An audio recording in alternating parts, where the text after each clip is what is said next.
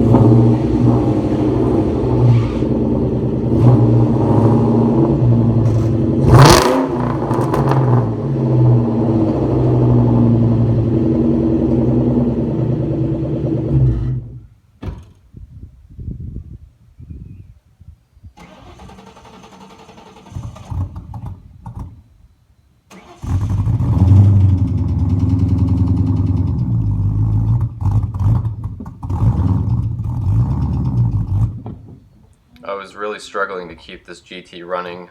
I may have had a vacuum hose undone or something, but it was real hard to get it just to idle and get power to get it into the garage.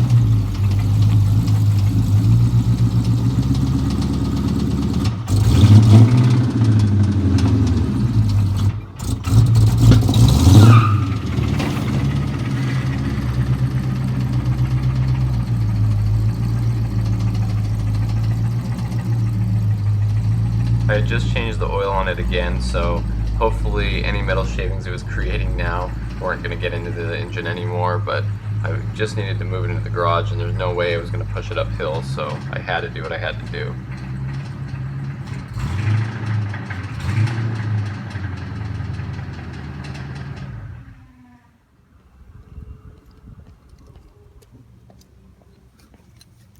That was terrible. So I started disassembling things, took off the cold air intake and the strut tower brace and all the stuff I'm going to need to get to, and started taking the valve covers off and just looking over here at the new engine. It's really nice to have other cars that run perfectly in this time, especially the blue Mach 1. I want to give a shout out to this blue Mach 1 of mine. I've had it for 10 years now and it's always been a perfect running nice car, and I've been daily driving it lately. And it's just always been comforting to have such a nice car during all these other engine swaps I've done, like when my Bullett's original engine blew up at the racetrack and when I pulled engines out of other GTs. It was always nice to have a perfect Mustang so that I didn't feel so bad or discouraged when the other ones were broken. And so having the other Mustangs around is definitely fun. I can take a break from this and enjoy them a little bit. But I went ahead and started taking the engine apart, and getting the timing cover off, of course, is a little bit more difficult. You have to use a puller. And now, yes, I did get it off. You can see in this picture I'm using the puller, but getting the crank bolt off was a little more difficult with the automatic because the engine still turns, and it's not like the manual where you can put it in gear and hold the crank still.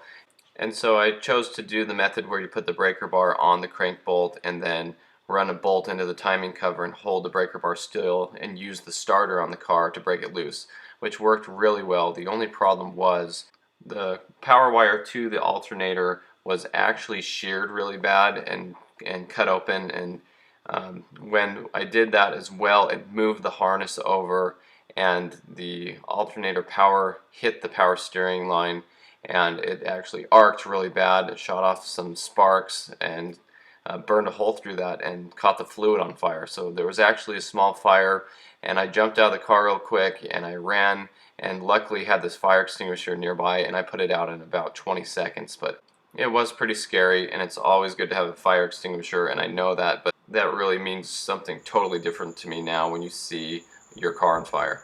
So anyway, I was able to get the timing cover loose and unbolted, and the valve covers loose and unbolted, and be able to take that off and check out the chains and tensioners, and they are all in great shape, and these are all new. The previous owner had just installed all of this. The car probably only had about 2,000 miles on it when it spun the bearing, and that's what I'm pretty sure this is, because everything else looks great in here. The engine rotates nice. And I did have a lot of nice comments from people helping me out and saying that that definitely sounds like a spun bearing to them. So it's time to start pulling the drivetrain out. So stay tuned for the next step in this process.